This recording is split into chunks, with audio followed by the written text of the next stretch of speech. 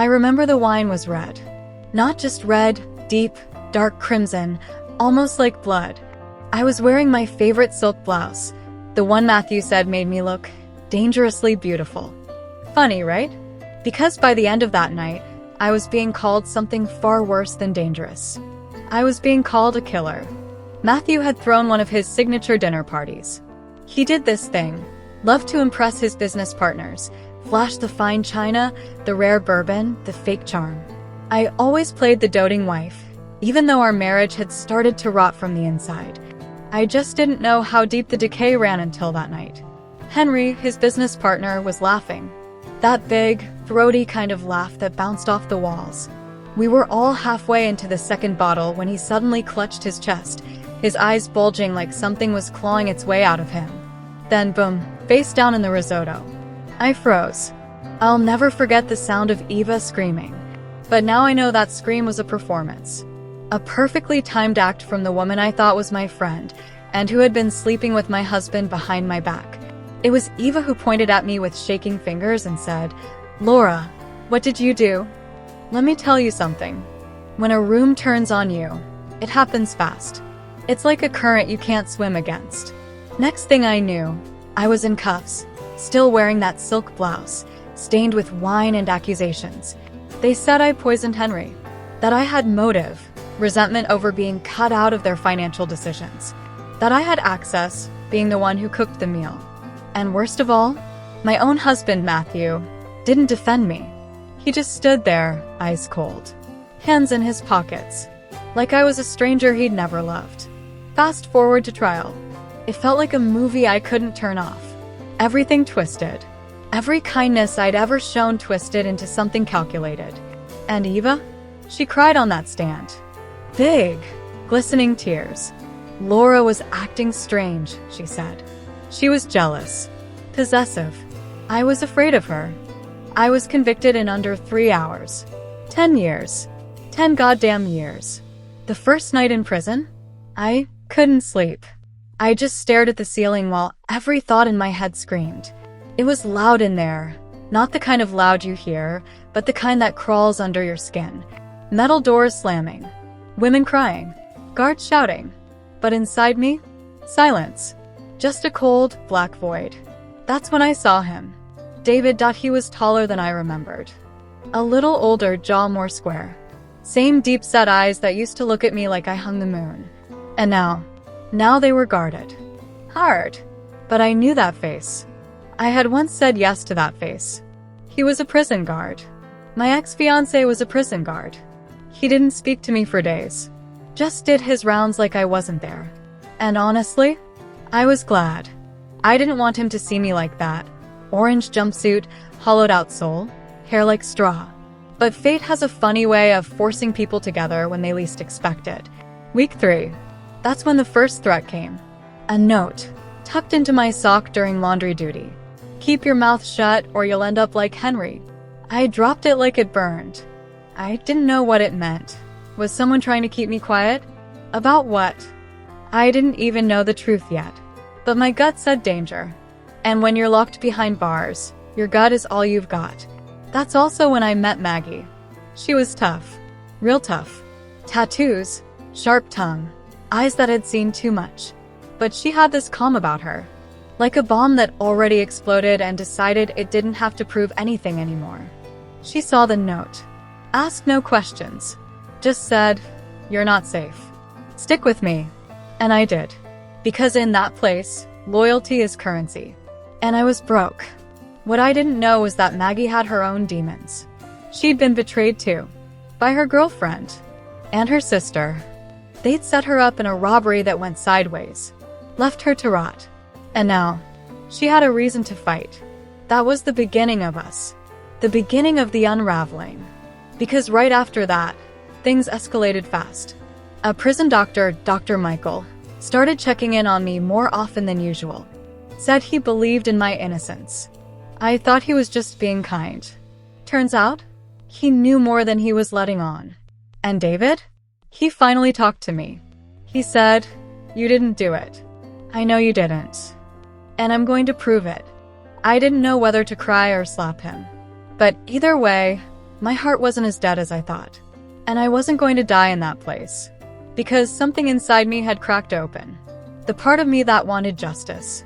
That wanted answers. That wanted revenge. And believe me, Eva, Matthew the warden, they were going to get what was coming to them. You ever get that feeling someone's watching you? Not in the normal creepy way, but the kind that makes your spine tighten like it's bracing for a hit? That's how I felt for the next few days after I got that note. Like there were eyes behind every shadow waiting, watching. I stopped sleeping. My hands wouldn't stop shaking. And in prison, weakness is blood in the water. Maggie noticed. She pulled me aside during library duty, a dusty little room that smelled like mold and regret, and said, "You gotta start looking over your shoulder, Lora. There are folks in here with reasons. Some of them bought. Some of them threatened. But someone's made you a target." I asked her, why? I didn't even do what they say I did. She just stared at me for a long beat and then said, "That doesn't matter. Truth don't survive in here unless someone fights for it. And right now, you're the only one who hasn't figured out you're in the middle of a war." I didn't say anything, but she was right. Something was happening. Something bigger than a wrong conviction. It was like a web, and I just touched the center. I could feel the vibrations, the danger creeping closer. David started coming around more too. At first, it was casual. He'd slide my tray over at mealtimes. Linger a second longer when I was assigned hall sweeping duty. But one night, during cell check, he stopped at my door and said, "You were set up." Just like that. No build-up. No hesitation.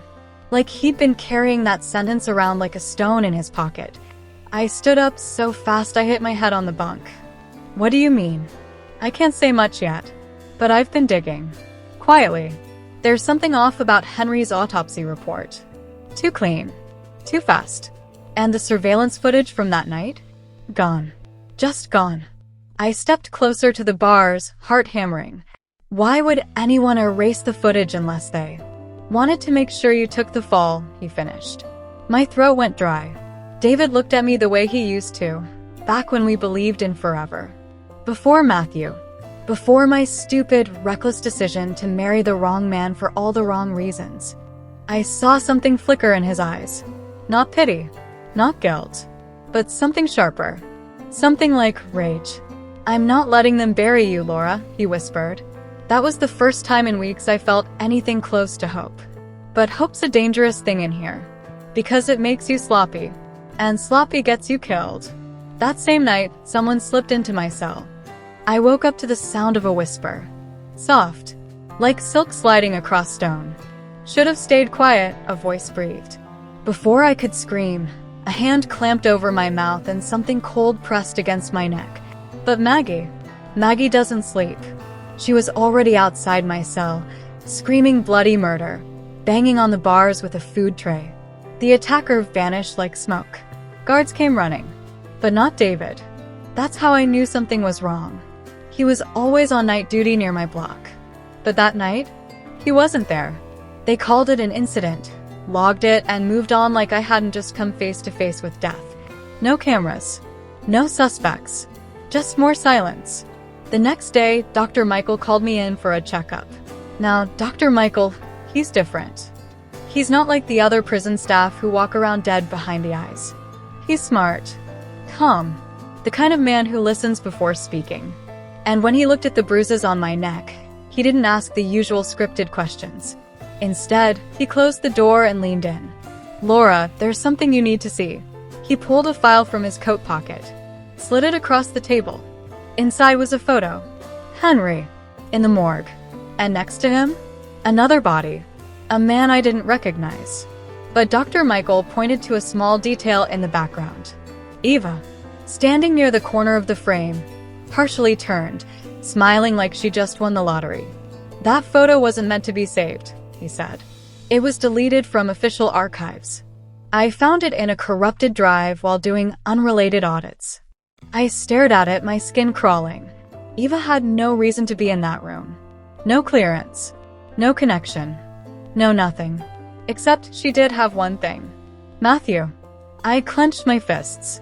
She was there. She was, Michael nodded. And that's not all. I pulled her visitor logs. She's been meeting with the warden. My heart stopped. The warden? He nodded again.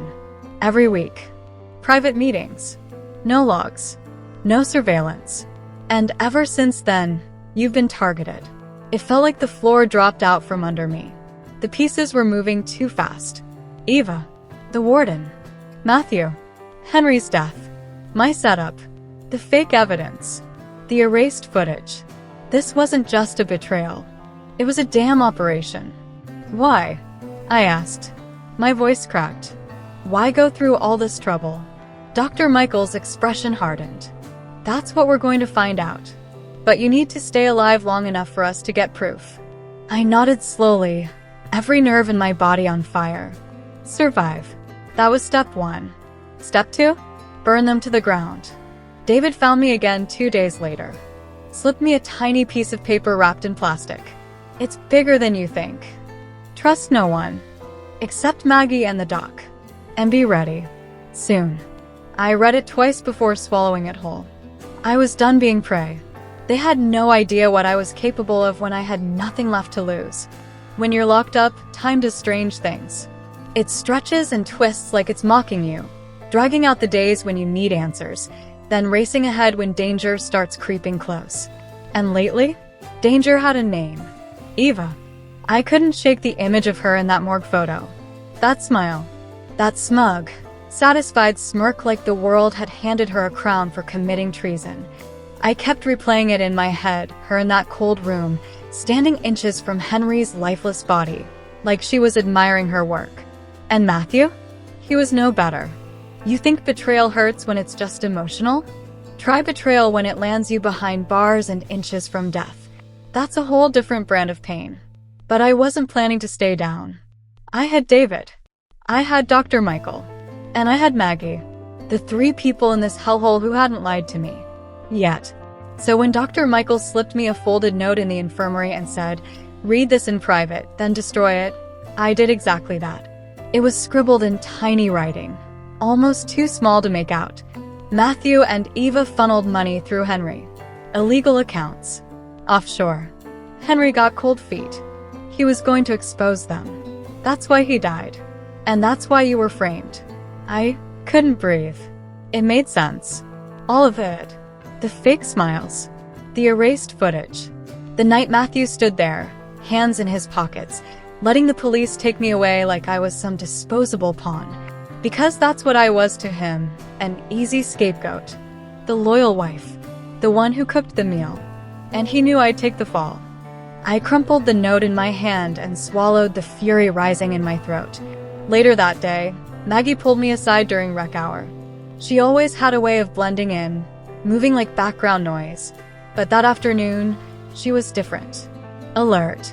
Tense. Watching every corner. "We got a problem," she muttered under her breath. I followed her to the far edge of the yard, where a broken section of fencing met a crumbling wall. She crouched, pulled something from beneath a loose stone, a tiny recorder wrapped in plastic. "Someone's been recording us," she said. "Found this near your cell block." My stomach turned. "But who?" I whispered. "And why?" She gave me a look. "If they're watching you, it's not to make a documentary, Lora. They're scared of what you might find. Scared you'll survive long enough to talk." Everything started closing in. I felt like a thread being pulled tighter and tighter, seconds from snapping. But then something happened I didn't expect. David got caught. Or at least, he acted like he got caught. He came into my cell during sweep duty, face tense, eyes darting toward the hallway. "They're on to me," he hissed. I overheard the warden talking to Eva. "They're planning to move you. Transfer you to isolation." "Why?" I asked, heart slamming in my chest. "Because isolation's where inmates disappear," he said. "They won't kill you out here.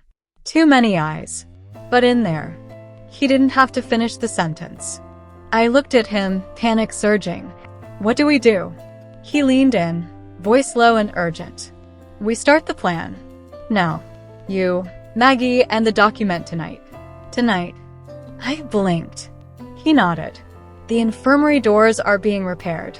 Security will be thin between 2 and 4 a.m. Michael's arranging a false appointment to get you transferred there. You'll fake a seizure. Once you're inside, we run. I whispered.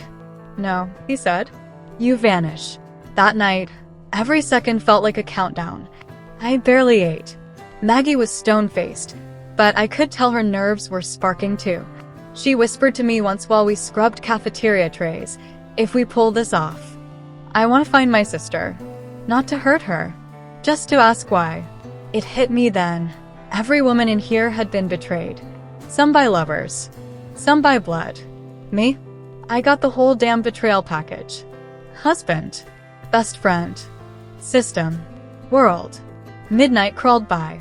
At 2:17 a.m., 2 guards arrived. Michael had kept his word.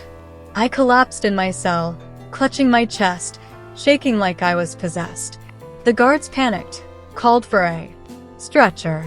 Maggie slipped something into my palm as they wheeled me out. It was a tiny blade, no bigger than a nail file, just in case. When I reached the infirmary, Dr. Michael was already waiting. He ushered the guards out, claiming he needed privacy to examine me. As soon as the door shut, his calm mask dropped. Listen carefully, he said. There's a back hallway behind the storage closet. You'll have 10 minutes before the next sweep. Take the stairs down, not up. David will be waiting. I sat up slowly, heart pounding. And Maggie? I asked. She's next. We get you out first. She follows in 24 hours. I hesitated for a split second. Leaving her felt wrong, but I knew we couldn't risk blowing it. Not with eyes everywhere. Michael opened the closet, pulling aside shelves like he'd done it 100 times. Go. Now. I ran. And as I slipped into that pitch-black hallway, something inside me shifted. I wasn't just running for freedom anymore. I was running for the truth. For revenge. For every woman who'd ever been tossed aside and labeled crazy or too emotional or guilty before proven innocent. I was running to burn it all down. Let me tell you, freedom doesn't feel like how movies sell it. It's not sunshine and birdsong. It's panic. It's mud under your fingernails. Blood in your mouth from biting your own tongue just to keep from screaming. It's running and not knowing if you're being followed. That hallway behind the infirmary was pitch black. I couldn't see my hands. I could barely breathe. All I had was that little blade Maggie gave me and the memory of Dr. Michael's voice. Take the stairs down, not up. So I ran. Not a graceful run. More like stumbling down metal stairs that echoed with every step. My heart was beating so hard I thought it might give me away before I even made it out. When I reached the bottom, a door creaked open and someone grabbed me. I almost stabbed him before I heard the whisper. Lora, it's me. It's David. He looked different. Out of uniform, dressed in civilian clothes, cap pulled low over his face. He handed me a jacket and said, "We've got 3 minutes." I didn't ask questions. We ducked into a maintenance tunnel, crawling past water pipes and rusted grates. At one point, we had to shimmy under a locked gate that was half submerged in filthy water. I didn't care. I would have crawled through fire if it meant getting away from that place. 30 minutes later, we emerged into the woods behind the outer fencing. And that's when I finally let myself feel it. The night air. Cold. Wild. Real. I dropped to my knees, fingers clawing at the dirt, sobbing so hard I couldn't breathe. David knelt beside me. You're out, Lora. You're safe. But that wasn't true. Not yet. Eva and Matthew think I'm still inside, I whispered. They think I'm boxed in like a pet project. They'll come after you. After Dr. Michael. After Maggie. David shook his head. They won't know until it's too late. The prison's got record glitches we planned weeks ago. As far as they know, you're still in the infirmary recovering from a seizure. He helped me up. But we have to move. Now. We made it to a safe house just before sunrise. It was a small, rundown place in the middle of nowhere, a forgotten farmhouse with boarded windows and creaky floors. But it was perfect. Because no one would look for me somewhere so dead. Inside, I collapsed on a mattress on the floor and didn't move for hours. When I finally woke up, David was at the table, flipping through a laptop like his life depended on it. What are you looking for? I croaked. Patterns, he said. Dr. Michael gave me access to Eva's shell companies. She's been moving money offshore for months using fake vendor accounts under Henry's name. That's why she needed him gone. And Matthew? He's been laundering it through real estate deals under your name. My jaw dropped. Wait, under my name? He turned the screen to show me the documents. Falsified signatures, ID copies, financial approvals. I couldn't believe what I was seeing. It wasn't just about framing me for Henry's death. It was about burying me under the weight of their entire operation. I was the fall guy for millions in fraud. If prison hadn't silenced me, the money trail would have. Forever. But now, I was out. I was angry. And I was done playing nice. You're telling me they're still using my identity? I asked. David nodded. We can't go to the cops yet. They'll say it's a deep fake or you're manipulating the evidence. You're still a fugitive, technically. But we have a window, maybe a week, before the system catches up to your escape. A week. I had a week to flip the story. I spent the next 2 days off-grid. Hair dyed, skin scrubbed, nails clipped down to the bed. Everything about me was changing, outside and in. The weak, scared version of Lora died in that prison. This version? She knew who she was. And she was coming for blood. David and I made a plan. Step 1. Locate Eva. Step 2. Infiltrate one of her shell properties. David suspected a front company she ran called EKM Holdings. Step 3. Find anything that connected Matthew to the bribes, the false IDs, and the off-books meetings with the warden. Matthew's the key, I told David. If we take him down first, Eva unravels. She needs someone to hide behind. That night, I found something I didn't expect. I cracked into an old encrypted drive that had been backed up on our shared cloud account, something Matthew never thought I'd access again. Inside were dozens of recordings, hidden camera footage, audio files, and one of them, one I'll never forget, was a phone call between Matthew and the warden. From 2 months before Henry's death. Matthew, she's starting to ask questions. If this blows up, it's on you. Warden, she won't be a problem. I've got someone on the inside. Once she's processed, she won't last a month. Matthew, make it look like a fight. Something gang-related. No trails. Warden, you're paying for silence. I deliver silence. My blood ran cold. They had planned to kill me before I even got to my cell. All the protection the warden offered, the fake concern, the guards monitoring me, it was all part of the setup. I looked at David. He already knew what I was going to say before I opened my mouth. We release this. He nodded. We will. But strategically. You only get one shot with something this explosive. We need to make sure it hits everyone. So we made a list. Names. Faces. Targets.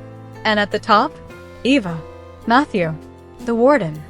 I wasn't just going to clear my name. I was going to take them all down. They say you should never dig too deep unless you're ready to find bones. Well, I wasn't just digging anymore.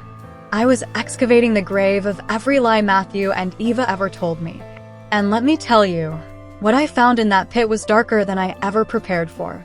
After listening to that recording of Matthew and the warden planning my disappearance, my blood turned to ice. They had mapped out my death like a corporate merger. So clean. So casual. So damn normal for them.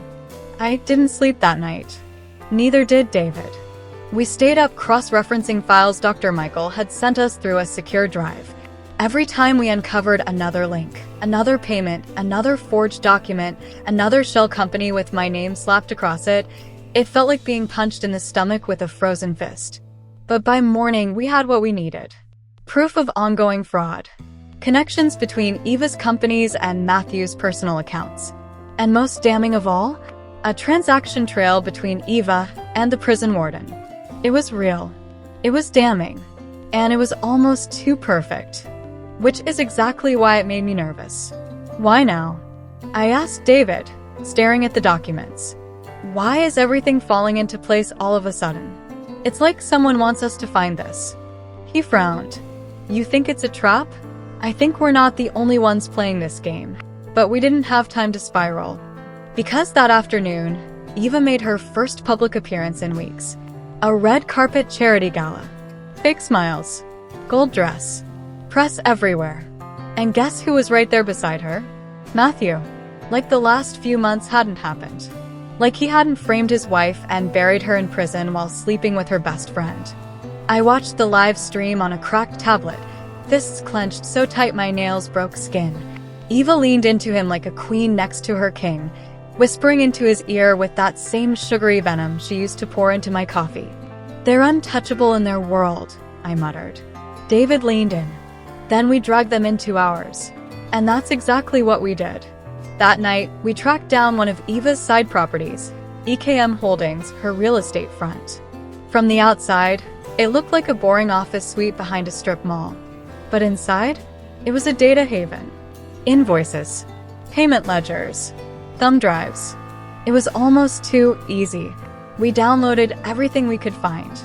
And just when I was starting to believe we might get out without setting off alarms, I heard it. A voice I hadn't heard in years. "You always were predictable, Lora." I froze. The lights flipped on. And standing near the glass door, holding a gun like she'd borrowed it from a Bond villain, was Eva. She looked different in person. Less perfect. More real. But her smile? Still razor sharp. "I wondered how long it'd take before you came crawling into one of my businesses," she said. David stepped forward, tense. "Put the gun down, Eva." She rolled her eyes. "Relax. I'm not here to kill you. Yet." My stomach twisted. "So what, this is a show?" She laughed. "No, darling. This is a warning. You think you're 2 steps ahead? You're still playing checkers in a game of chess." I felt the heat rise in my chest. "You framed me. You killed Henry. You paid the warden to have me murdered. And you smiled while doing it." She tilted her head, amused. "Henry was weak. He got cold feet. He threatened everything Matthew and I built. We gave you the perfect life, Lora. You just didn't appreciate it." I stepped forward. "You're a sociopath. And you're boring," she snapped. "Always were. That's why Matthew left you before you even knew it." I flinched. David reached for the small transmitter in his pocket, recording everything. But then Eva said something that stopped time. "Oh, and since you're on your little truth tour, you might want to ask David about the night Henry died." My heart dropped. I turned to him. "What is she talking about?" He looked away. Eva grinned. "Didn't tell you? He was there. Outside your house. Watching. He knew something was off. But he didn't come inside. Didn't stop it. He walked away." I stared at him. "Tell me she's lying." David looked shattered. I didn't know what I was seeing. I thought you were part of it." "No," Eva cut in. "He thought you were guilty. He let them take you." My world tilted. David had been my anchor. The only one who believed in me. Who helped me escape. Who fought beside me. But now, everything felt fractured. Could I trust anyone? Eva leaned in, eyes gleaming. "Still want to be the hero, Lora? You're all alone. Just like I planned." She turned to leave. "Next time we meet, it won't be with warnings." And just like that, she was gone. David stepped towards me, voice low. "Lora, I swear I thought you were guilty back then. But when I saw your yes in that cell, I knew. That's why I came back. That's why I've risked everything." I stared at him for a long, hard second. Then I walked past him, grabbed the drives, and said, "We'll finish this." But after that, I don't know. He didn't argue. And neither did I. I didn't speak to David for 2 days. Not because I hated him. Because I couldn't trust my own heart around him anymore. It's strange. Betrayal doesn't always come in big, dramatic moments. Sometimes, it's the quiet realization that someone you leaned on had once watched you fall. And said nothing. I kept myself busy, poring over every byte of data we pulled from Eva's office. It was a goldmine. Money trails, call logs, a burner phone bill linked to the warden, and something even juicier, a schedule of covert meetings between Eva and a man only listed as DC. David thought it might be an executive in law enforcement. I thought it was someone higher, someone orchestrating from the shadows. Either way, I knew one thing. We were running out of time. Eva had seen me. She knew I was alive, which meant she'd go into lockdown mode. Wipe files. Clean house. And the second she told Matthew, we'd be hunted. But before we could make our next move, Maggie broke out.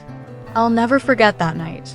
David burst into the room around 3:45 a.m., holding his phone out with shaking hands. "She did it," he whispered. "Maggie's out." He played the news clip. Local authorities baffled after a violent riot at the women's facility. 3 inmates injured. 1 missing. Name withheld. But I knew it was her. Maggie didn't riot. That wasn't her style.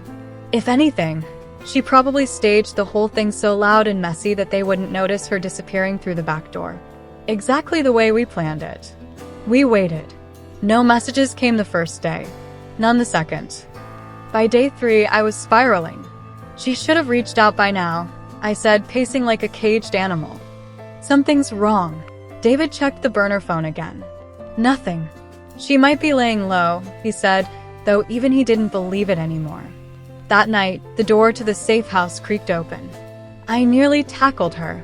Maggie looked like hell, face bruised, limping, clothes muddy, but she was alive.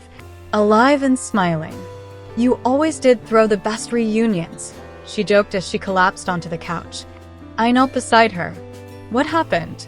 She reached into her jacket and pulled out a thumb drive, wrapped in gauze, like it had been stitched inside her.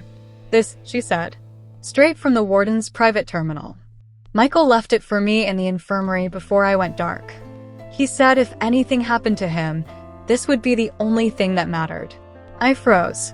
"Wait, something happened to Michael?" Maggie's jaw clenched. "He didn't show up to extract me. He was scheduled to, but I had to improvise. Last I heard, he was being questioned by internal affairs. Someone tipped off the higher-ups that he was helping a known fugitive."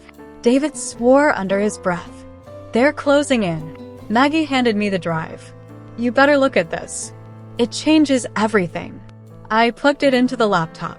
It took a moment to decrypt, but once it opened, my blood turned cold. Surveillance footage.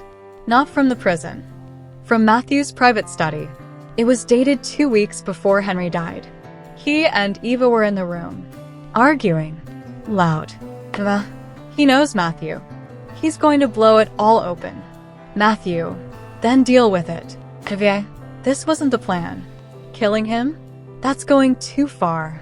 Matthew. You want to keep the money? You want to keep this life? Then shut up and let me handle it. Eva had been bluffing. All her confidence. Her smug smiles. Her threats. She wasn't the monster I thought she was. She was scared. Scared of Matthew. David leaned closer, jaw tight. She's been fronting. Matthew was always the one pulling the strings. I sat back, heart pounding. And the warden? Maggie pulled out a second file. This one was a scanned document, an old police report. Faded. Yellowed. Clipped with a note from Dr. Michael. He's not who he says he is. The report was from 20 years ago. A homicide. A young woman found dead near a logging road outside of town. The primary suspect? A man named Gideon Cole. Alias?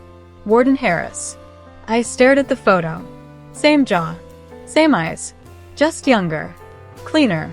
The woman who died? His fiancé. She had been investigating corruption inside the state prison board. She was silenced. And now he'd clawed his way to the top. A new name. A new life. And the same dirty games. David exhaled. He's not just helping Eva. He's protecting himself. If this all comes out, he loses everything. I looked around the room. David. Maggie. Me. 3 people battered and broken by liars in power. But we were still here. And we finally had what we needed. We go public, I said. Too risky, David replied. They'll spin it, call it fake, discredit us. Then we don't just go public, Maggie cut in. We burn their world to the ground. We made a plan. Maggie would leak the footage anonymously to a journalist friend she'd met through her sister, someone with a history of exposing state corruption. David would arrange a sting, send out bait messages pretending to be Eva, requesting hush payments from Matthew and the warden. We'd track their responses. And me? I would make the final move. I would confront Matthew, face to face. You ever walk into a room knowing you might not walk back out? That's how I felt stepping into that downtown parking garage. Concrete walls, oil-stained floors, the kind of place where things disappear, cars, bodies, people, truth. David begged me not to go alone. Maggie said it was too risky, but this was something I had to do myself. Matthew had called me from an unlisted number the night before. I don't even know how he got it, probably some fancy contact of his with access to things normal people don't get. He said one thing: "If you want answers, meet me. Come alone." And of course I went. I wasn't stupid, I wore a wire. A live mic, synced straight to Maggie's phone. She and David were 3 blocks away in a black SUV, listening, ready to call and help if anything went sideways. But I told them not to act unless they heard gunshots. I wanted to see Matthew's face. I wanted to look into the eyes of the man who married me, kissed me goodnight for years, and then handed me to the system like I was a used napkin. He was already there when I arrived, leaning against a silver Jaguar. Perfect suit, designer shoes, hair slicked back like always. But he looked older, like the weight of all his lies was finally starting to show. "Lora," he said like we were meeting for coffee. I didn't say a word. He pushed off the car and walked toward me, hands in his pockets. Always hands in the damn pockets. That's how I should have known he was guilty that night Henry died. He didn't reach for me. Didn't defend me. Just stood there, detached. "Why now?" I asked. "Why call me?" He smiled faintly. "Because you're becoming a problem. And part of me still cares enough to give you an out." I laughed. "An out? You framed me, Matthew. You let them arrest me. You tried to have me killed in prison." He didn't flinch. "I did what I had to do," he said. "You were the softest link." Eva panicked. "Henry was a liability. Everything was falling apart. And your solution was to poison your best friend and toss your wife to the wolves?" He stepped closer. Henry was going to blow up the business. He had files, recordings, bank trails. We couldn't afford it. Eva wanted to blackmail him. I took a different route. I stared at him. "You murdered him." I neutralized a threat. That's when I realized something important. Matthew wasn't just a liar. He was a sociopath. He truly didn't feel guilt. Not about Henry. Not about me. Not even about Eva, who he threw under the bus the second I started digging. "I know about the shell companies," I said, pulling the phone from my coat pocket. "I know about the payments to Warden Harris. I know Eva didn't want Henry dead, but you did." He raised an eyebrow. "And what? You're going to turn me in? You're still a fugitive, sweetheart. One anonymous tip and you're back in a cell." "That's the thing," I said. "I'm not hiding anymore." Right on cue, Maggie hit play from the van. Through a tiny speaker in my pocket, the voice recording of Matthew and the warden echoed in the garage. "Make it look like a fight. No trails." Matthew froze. His eyes darted around. "You're recording this?" I smiled. "Oh no, Matthew. I broadcasted it." He lunged. Fast. I didn't even have time to scream before his hand slammed into my collarbone and shoved me back against a pillar. The mic snapped off. I heard static. And I saw it, his hand reaching into his coat. I thought it was a gun. It was a syringe. He growled, "You don't get to ruin this. I built this empire." I kicked out hard. He stumbled, but not far. My heart was racing, adrenaline blurring my vision. But I didn't stop. I grabbed the nearest thing I could, an old crowbar leaning against a crate, and swung. It caught him in the ribs. He howled and dropped the syringe. Sirens blared. David and Maggie were already on the move. Blue and red lights flashed across the garage walls like lightning. Matthew staggered to his feet, blood dripping from his mouth. "You have no idea who you're dealing with," he spat. I stepped forward, crowbar still in hand. "I do," I said. "I was married to you." He charged me again, but this time he didn't make it far. A taser dropped him mid-sprint, David's doing. Matthew hit the concrete hard. And just like that, it was over. Well, almost. The cops who showed up weren't local. They were feds. Maggie had leaked everything.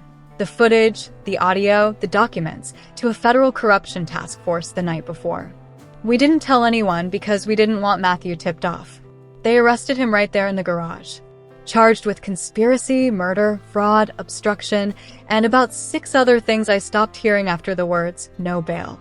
As they stuffed him into the back of the cruiser, he locked eyes with me. No rage. No begging. Just pure dead hate. Good. I could live with that. I stood in that garage until they were gone. David walked over quiet. He didn't say anything. Just stood next to me like he was waiting to be told whether he was still welcome or not. I still don't forgive you, I said. I know, he replied. But I'm not finished yet, I added. And if you want to help me take down the rest, we've got work to do. He nodded. And we left the garage behind. You'd think once the devil is caged, the nightmare ends. But monsters don't die that easily. Matthew's arrest lit a fuse I wasn't ready for. It didn't dismantle the empire, it detonated it. And when empires fall, the ones who helped build them either run, burn, or bite back. Eva ran. The morning after the garage ambush, I was holed up in a safe house David had set up through a buddy in the Marshals network. Plain walls. No windows on the street side. The kind of place that doesn't ask questions. Maggie brought breakfast, burnt toast, and a black coffee that could melt steel. I was trying to eat, but I kept staring at the burner phone. Waiting. Every time it buzzed, my heart jumped. She's gone, Maggie finally said, sliding into the chair across from me. Eva. She nodded. Disappeared before the raid hit the warden's office. Took cash, fake IDs, car keys like she knew. Because she did know, I muttered. Matthew warned her. That's the thing with people like Eva. They're cockroaches. You can burn the house down, but they'll still be crawling through the ashes with a smile and fresh lipstick. David arrived an hour later, looking like he hadn't slept, which was probably true. He dropped a flash drive on the table. Footage from the prison, he said. Internal cams. Harris wiping records, escorting Eva through a restricted exit 3 days before the feds came. And the guards. Half are cooperating. The other half lawyered up. I clenched my fists. We're this close. She's the last loose thread. David looked at me. Are you sure it's about justice now? I met his eyes. Does it matter? He didn't answer. By nightfall, we were back on the hunt. Dr. Michael, always quiet but always watching, came through big. He'd been tracking pharmacy orders tied to one of Eva's aliases. Pain meds, anxiety drugs, anti-nausea patches, all shipped to a drop location 2 hours outside the city. You think she's sick? Maggie asked, scanning the report. Or pregnant, I said, heart skipping. A long silence followed. She was sleeping with Matthew, I added. And just like that, it wasn't just about betrayal or survival anymore. It was about legacy. A baby meant Eva still had a card to play, even from exile. We drove through the night.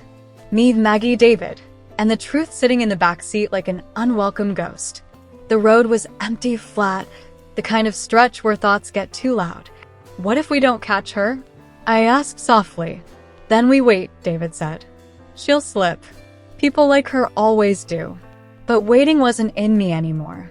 I had spent too long in a cage, too long counting tiles on a prison ceiling while Eva lived my life in my skin. She wore my friendship like a costume. She wore my husband like perfume. She even tried to wear my death. I wanted her to look me in the eye and see the woman she didn't kill. The cabin was a shack. Old. Peeling paint. Overgrown weeds. A single dim light inside. We killed the headlights and approached from the woods. Maggie had a taser. I had pepper spray. David had a badge and a gun, but no backup. This wasn't official. It was personal. From behind the trees, I could see her. Eva. Thin, pale, pacing the floor with a cigarette in her hand and paranoia in her eyes. She looked cracked open, the glass stripped off. I stepped onto the porch.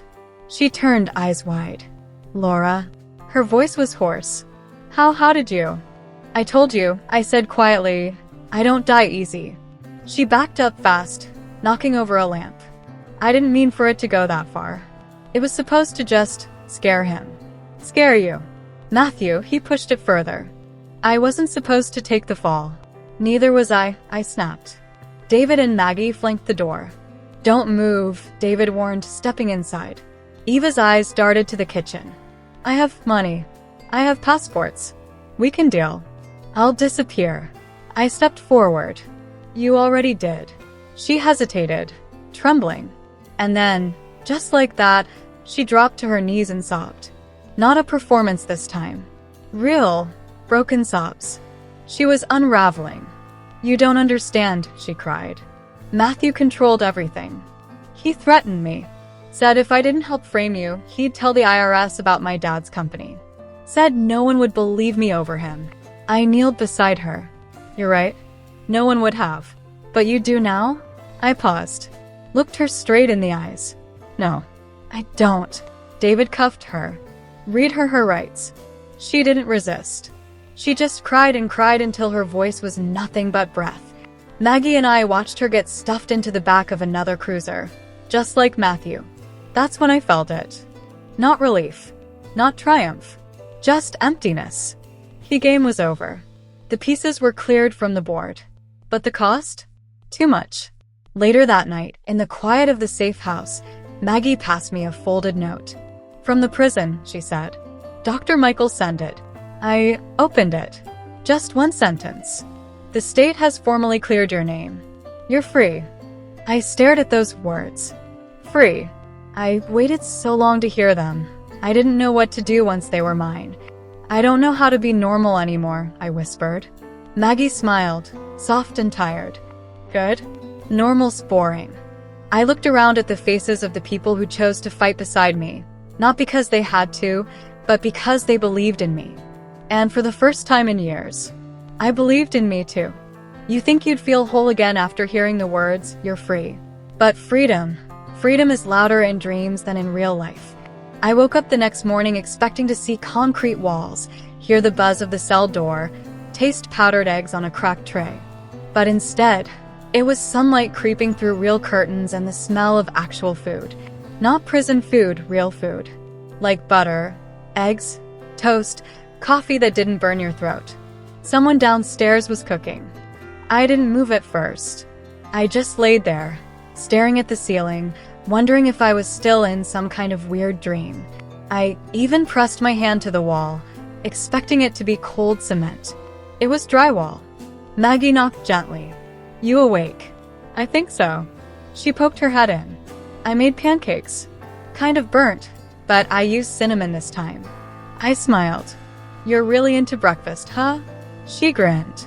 Something about syrup makes the world feel less broken. By mid-morning, the press had already found us. News vans parked across the street. Reporters shouting questions every time we opened the door. Microphones shoved in our faces. Everyone wanted the same thing. A story. The exclusive on the woman wrongfully convicted, the Black Widow who turned out to be innocent, betrayed by her husband and best friend, caught in a scandal bigger than fiction. Dr. Michael arrived with 2 coffees and a stack of envelopes. "Media requests," he said, dropping them on the counter. "Talk shows, interviews, podcasts, even a book deal offer." I looked at the pile like it was another set of shackles. "Do I have to?" I asked. "No," he said gently. "You don't owe anyone anything. But the thing is, I kinda did. There were women in that prison who were never getting out. Innocent ones. Ones without a David or a Maggie or a Michael in their corner. I couldn't forget them. Wouldn't. So I told him, I'll talk. But only on my terms." A few days later, I stood in front of a live camera, mic clipped to my shirt, lights glaring in my face. The host asked, "What was the first thing you thought when you found out you'd been exonerated?" I paused, and I said, I didn't believe it. Not really.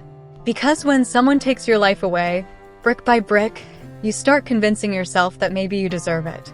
Maybe the world's right and you're wrong. She blinked, stunned. "But I wasn't wrong," I added. "I was just silent for too long." That clip went viral within hours. Millions of views. Hashtags. Support groups popping up. Women sharing their own stories of betrayal, wrongful charges, gaslighting by people they trusted most. It wasn't just my story anymore. But even with all the cameras and lights, my nights were the hardest. I'd wake up drenched in sweat, convinced I was back in my bunk. I'd see Eva's face in the shadows, Matthew's voice in my head. Dr. Michael stayed close, but never crowded. He knew trauma has its own timeline. One night, I caught him watching me from the kitchen. Not in a creepy way. More like awe. I laughed awkwardly. Why were you looking at me like I'm the Sistine Chapel? He shrugged. Because you made it out. And you didn't lose yourself, didn't I? I asked. He stepped closer. You lost who they wanted you to be. But who you are, that's still in there. I didn't say anything. Just stepped into his arms and let the silence wrap around us like a blanket.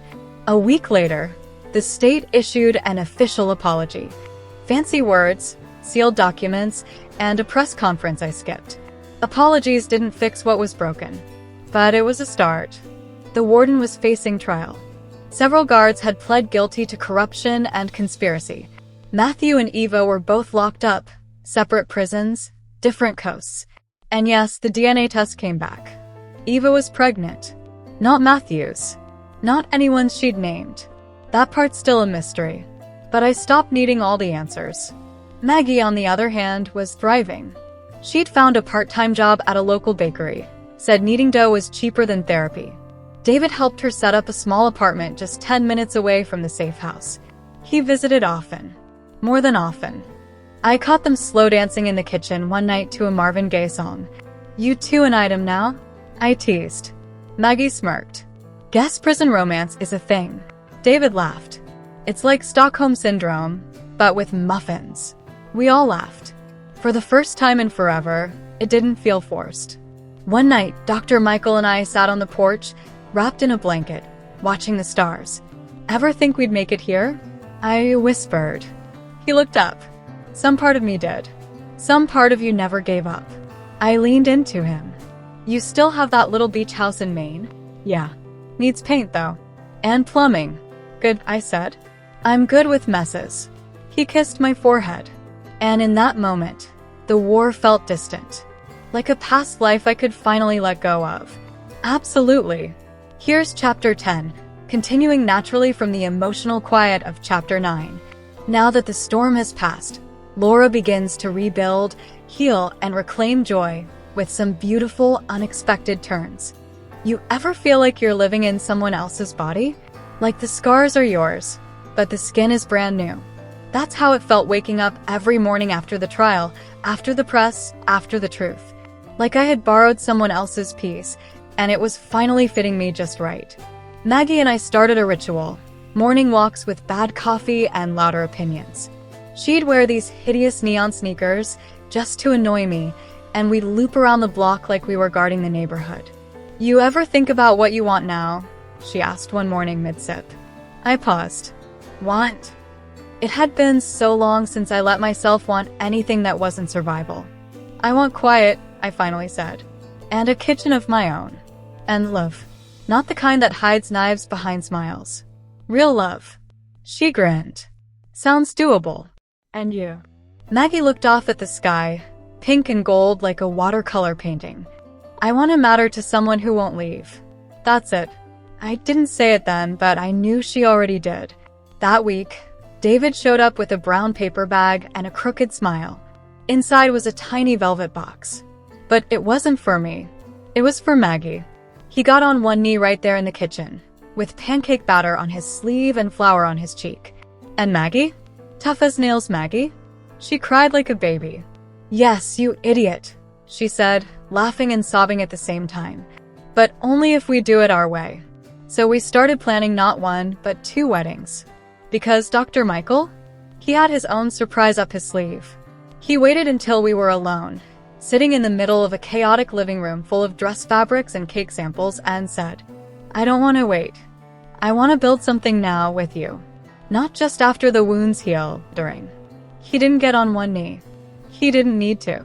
He just handed me a simple gold ring, no diamonds, no flash, just steady warmth, and said, marry me. I didn't need time to think. Yes. Word spread fast. Social media lit up again, but this time it wasn't about injustice. It was about redemption. The headlines shifted. From convict to bride, Lora's second chance. Love wins. Prison whistleblower finds freedom and forever. The world suddenly seemed kind again. Not all of it, but enough. We decided to hold a double ceremony. Nothing fancy, nothing big. Just something real.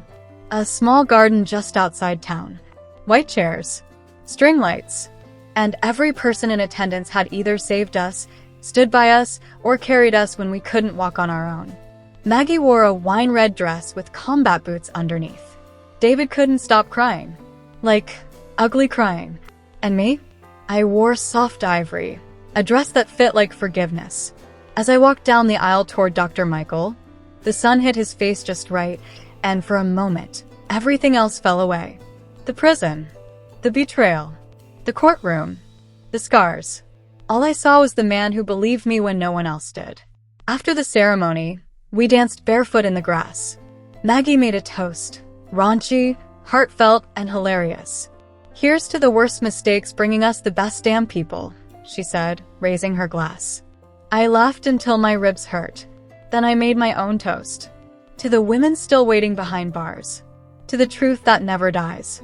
And to love, the kind that saves you, not silences you. There wasn't a dry eye in the garden. Later that night, when the music quieted and the cake was gone, Dr. Michael and I snuck away to the beach. Just us and the waves. "Did you ever think we'd get here?" I asked. He looked at me, eyes full of that quiet fire. "No, but I always hoped." I curled into him, sand in my shoes, heart in my throat. Hope. That was the difference between before and after. Before, I'd stopped hoping. After, I knew it was the only thing that could survive a cage. The next day, we packed our bags. Honeymoon? Nope. Not yet. Instead, we went back to the prison, the one that tried to swallow me whole. But not to relive the past. To start something new. A nonprofit. Advocacy. Prison reform. Legal aid for women like me and Maggie. Women with stories nobody listens to until it's too late. We walked past those gray walls, holding hands, but this time we weren't prisoners. We were warriors. You ever close a door, and this time it stays closed? Not slammed. Not locked. Just quietly shut. With peace. That's what it felt like walking out of the prison gates that day. Not as inmate 41297, but as Lora Jennings, co-founder of Project Phoenix. Maggie was right beside me, hair pulled into her classic messy bun, holding a clipboard and chewing gum like it was her job. David stood by the car, phone in hand, already fielding calls from reporters. And Dr. Michael? My husband? He was inside, talking to the warden. The new warden. A woman. Tough. Straight shooter. One of the few in the system who actually gave a damn. She'd read my file and reached out weeks ago, said, "Come back and show these women there's life on the other side." So here we were. The place that almost broke me was now the headquarters for a second chance. We started small. Workshops. Legal aid clinics. A library upgrade. Maggie spearheaded a peer support group called Scars and Steel. She told her story with zero sugarcoating. "If I can come out of this and still crack a smile, so can you," she'd say. David ran logistics, funding, security, anything to keep the mission moving. And Michael worked day and night with state legislators, pushing new bills, one signature at a time. Me? I walked into those cells and looked into the eyes of women who reminded me of the girl I used to be, angry, confused, forgotten. "I believe you," I'd tell them. "And I'm gonna fight with you until they do too." You wouldn't believe what those 5 words can do to someone starving for hope. 3 months later, the governor invited me to speak at a state correctional summit. I almost said no. Too many suits. Too much politics. But then I remembered. I promised I'd never be silent again. So I put on a navy blazer, borrowed Maggie's lucky heels, and stood in front of a room full of power. I was convicted because no one asked why a woman like me would commit that crime, I told them. No one looked at the trail of betrayals, the manipulation, the abuse hidden behind polished reputations. They saw a quiet wife and assumed guilt. I paused. They never expected her to rise. The room went quiet. But afterward, doors opened. Funding, policy changes, national media attention. Even a major documentary deal, one I only agreed to if it focused on the system, not just my story, because this was bigger than me now. One night, months into the work, I stood in the kitchen while Michael made tea, his ritual for every late-night brainstorm. I stared out the window at the garden lights in the backyard, and I whispered, "I almost died in there." He looked up. But you didn't. I nodded. I didn't. And now I want to live loudly. For every woman still stuck in silence. He walked over, wrapped his arms around me, and said, "Then let's make noise." Maggie and David eloped 2 weeks later. In Vegas. Of course. She texted me a blurry photo of them in matching leather jackets under a neon chapel sign. The caption read, "Told you we'd do it our way." I laughed so hard I cried. They bought a little fixer-upper near the coast. David planted sunflowers in the yard. Maggie started painting again. Said art was her new escape. Funny how healing finds its way into your life when you're not even looking. 1 year to the day since I walked out of prison for the last time, I stood back in that same garden where Michael and I got married. We threw a celebration, not just for us, but for them. Former inmates we helped. Lawyers who fought beside us. Journalists who told the story right. I looked around at all of it. Music, dancing, laughter. And I realized I wasn't surviving anymore. I was thriving. And now, well, here you are, listening to this. Maybe you found this video because you love thrillers. Or maybe, like me once, you're just trying to figure out if your story matters. Let me be the one to tell you. It does. And your voice? It's a weapon. It's a shield. It's a door kicked open after years of being told to stay quiet. So if you're in the dark right now, if someone's trying to rewrite your truth, hold on. Because survival is messy, justice is slow, but freedom? Freedom is worth every damn scar. Thanks for watching. If you enjoyed my story, please like and subscribe. See you next time.